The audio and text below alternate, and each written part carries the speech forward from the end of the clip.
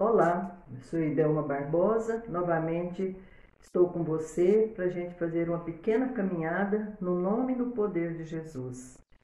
E no nome e no poder de Jesus nós nos assinalamos com o sinal da Santa Cruz. Em nome do Pai, do Filho e do Espírito Santo. Amém. E chamamos sobre nós aquele Deus amor que caminha conosco, nos ilumina e nos mostra o caminho certo a seguir. Vamos rezar juntos. Vinde, Espírito Santo, enchei os corações dos vossos fiéis e acendei neles o fogo do vosso amor. Enviai o vosso Espírito e tudo será criado, e renovareis a face da terra. Deus, que instruístes os corações dos vossos fiéis, com a luz do Espírito Santo, fazei que apreciemos retamente todas as coisas, segundo o mesmo Espírito, e gozemos sempre da sua consolação. Por Cristo, Senhor nosso. Amém. Que o consolo de Deus venha sobre você hoje, sobre a sua família, através do Deus Espírito Santo. Esse Deus Espírito Santo intercessor que nos foi dado através de Jesus antes dele voltar ao céu. Promessa dele: eu volto ao Pai, mas enviarei o Espírito Santo, o Paráclito, o Consolador, o Mestre, o Intercessor, o advogado de vocês, para que caminhe junto com vocês. E hoje nós vamos invocar esse Espírito Santo intercessor, que reza por nós, pelas nossas causas, que apresenta diante de Deus, diante do trono da misericórdia de Deus, cada uma das nossas necessidades. Então nós louvamos, bendizemos e glorificamos a Deus por todo o recurso que o céu nos oferece para tornar mais fácil o nosso caminhar aqui na terra. Vamos falar um pouquinho hoje sobre o papel da intercessão, porque o Espírito Santo quer que sejamos também intercessores em favor de outras pessoas, em favor de causas e de situações. O que é a intercessão? O próprio nome já fala, é intervir em favor de algo ou de alguém. É interceder por uma causa, por um país, por uma situação, por uma pessoa enferma, por família, por filhos, casamentos. É solicitar algo para o outro, aquilo que ele está necessitando. Então, nessa situação, é interceder, é rezar por essa pessoa, pelas necessidades dela. Às vezes uma causa até urgente. Assim como determinadas enfermidades físicas nos levam para UTI, para uma unidade de terapia intensiva, a intercessão às vezes, em determinadas situações, nos coloca também na UTI do céu, onde Deus, através das orações de confiança, de fé e de perseverança, ele vai se voltar para aquela causa e ministrar ali todo o seu recurso amoroso de Deus, que Pai, que ama e que cuida. A oração é um alimento. Ela alimenta o nosso espírito, ela alimenta a nossa alma, assim como o alimento ele nutre o nosso corpo. Então não podemos ficar sem oração. Somos corpo, alma e espírito. Precisamos de dar a cada um o alimento necessário. Então a oração ela nutre o nosso espírito, a nossa alma e beneficia todo o nosso corpo. A oração nos aproxima de Deus, do trono da graça, e ele acolhe toda aquela causa específica pela qual nós nos voltamos. A intercessão é um clamor que sobe aos céus. Nós cristãos formamos um corpo em Cristo Jesus. Então toda oração que nós fazemos, ela passa por toda a dimensão do corpo de Cristo. A oração que eu faço atinge todo batizado, assim como a oração que você faz me atinge também. Isso é maravilhoso. Mas o nosso pecado também, o nosso erro, as nossas fraquezas também percorrem todo o corpo de Cristo. Então, nós precisamos sim, a cada dia, buscar no Espírito Santo essa graça de nos libertarmos cada vez mais de pecados, de fraquezas, de vícios, porque o prejuízo não é só para nós, mas é para o próximo também. Precisamos rezar não somente pelas nossas famílias, mas nós precisamos rezar uns pelos outros. É ordem de Deus. Desde o Antigo Testamento, nós vemos citações da Sagrada Escritura nos conduzindo a esse tipo de pedido de Deus. Vejamos algumas citações das Sagradas Escrituras que nos impele a rezar uns pelos outros. Números capítulo 21, 7 nos diz: o povo pediu a Moisés: pecamos, murmuramos contra o Senhor e contra ti. Roga ao Senhor que afaste de nós serpentes. As serpentes. Moisés intercedeu então pelo povo e as serpentes foram afastadas. 1 Reis 13, versículo 6. O rei disse ao homem de Deus: roga por mim que me seja restituída a mão que havia secado. O homem de Deus intercedeu e a mão do rei voltou ao normal. Romanos 8:34. Cristo, que está à direita do Pai, intercede por nós. Tiago, capítulo 5. Orai uns pelos outros para serdes curados.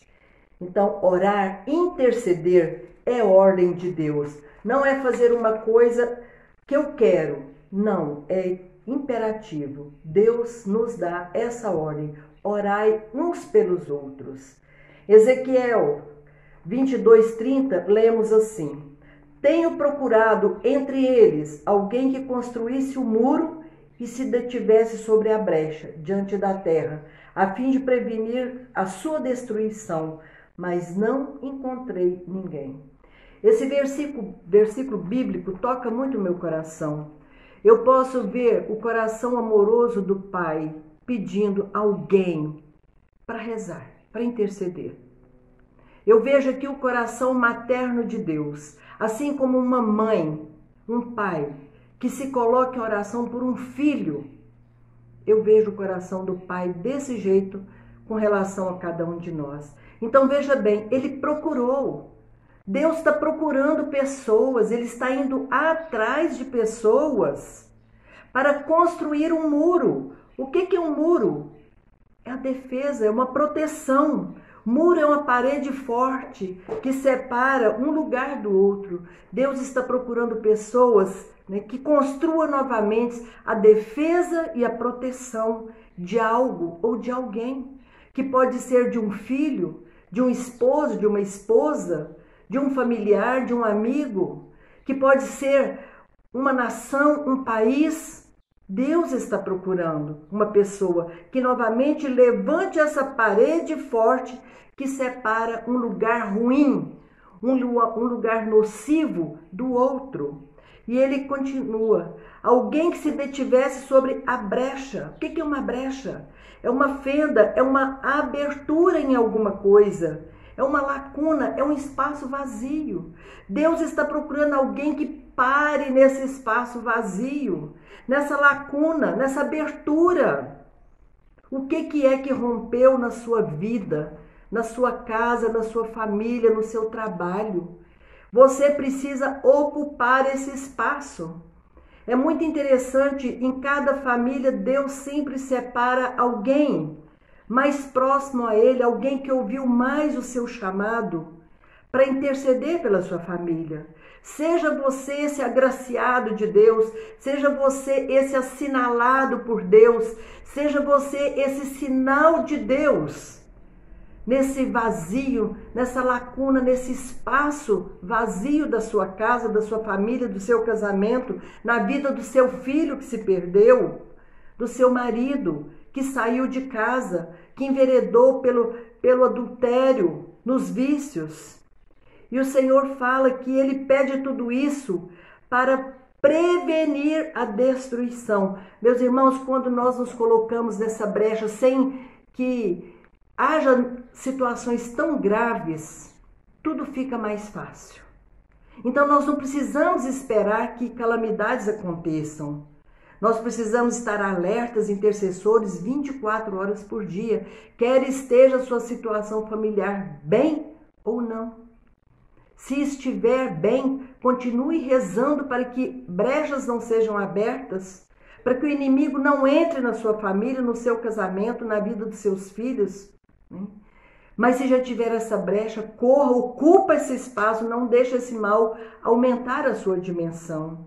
O Senhor está pedindo pessoas que evitem a destruição, a extinção, a ruína, a demolição de todo o mal. Quando eu ocupo essa brecha, eu lanço por terra todo o mal e eu começo a construir novamente toda aquela situação, porque a palavra de Deus nos diz que Ele chama de volta o que passou.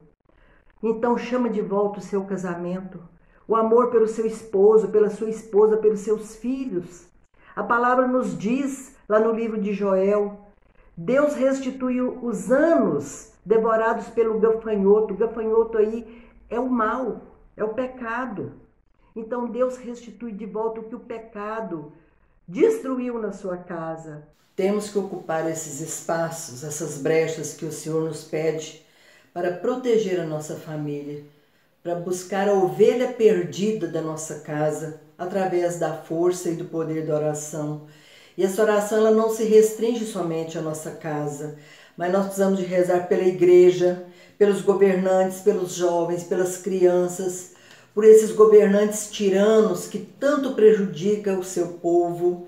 Rezar agora no momento pelo Líbano, por aquela destruição, quantos mortos, quantos feridos.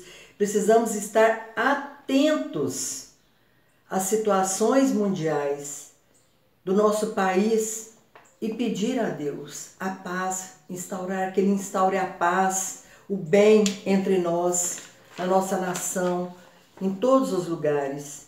Precisamos então entender o nosso papel de batizados, estarmos atentos e nos colocar diante de Deus e deixar que Ele coloque no nosso coração, na nossa mente, a indicação de como devemos rezar. Porque às vezes, meus irmãos, nós não sabemos como rezar por uma causa, por uma situação.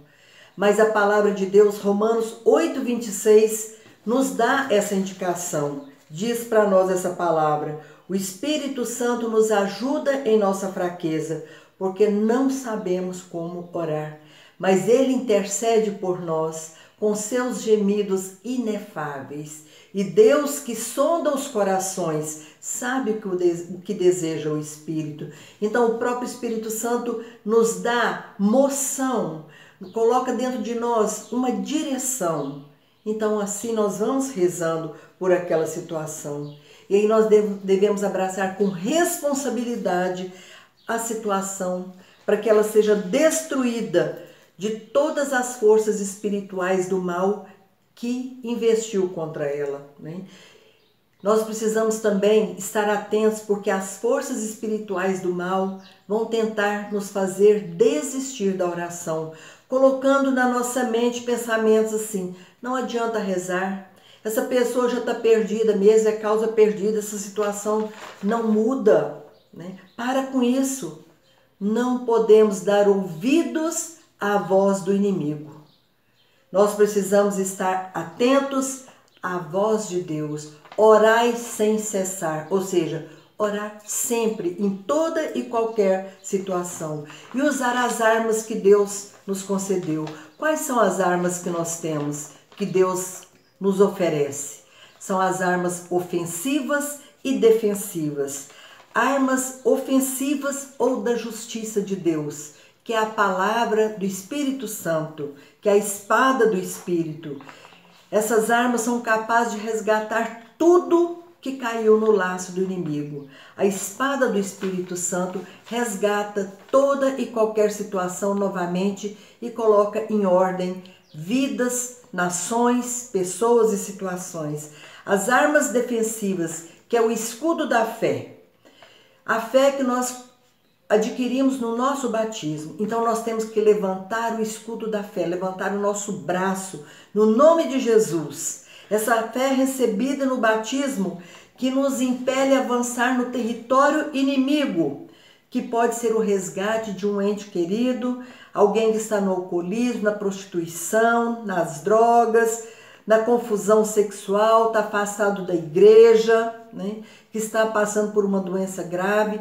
Então, meu irmão, nesse momento, onde você está, levanta o seu braço num gesto simbólico, representando o seu escudo da fé, que se levanta contra essa situação e deixa o poder de Deus entrar nessa situação. Precisamos então conhecer a palavra de Deus para nos tornarmos melhores combatentes, melhores intercessores para destruir as forças espirituais do mal. A nossa oração, o nosso jejum, a nossa penitência, o conhecer a palavra de Deus, o novo catecismo da Igreja Católica, maravilhoso compêndio de orientação na nossa vida cristã, a Eucaristia, a confissão, tudo isso, a oração do Santo Terço, as novenas, nos tornam verdadeiros soldados de Cristo. Mas precisamos conhecer a palavra de Deus para sermos esses soldados capacitados para o combate.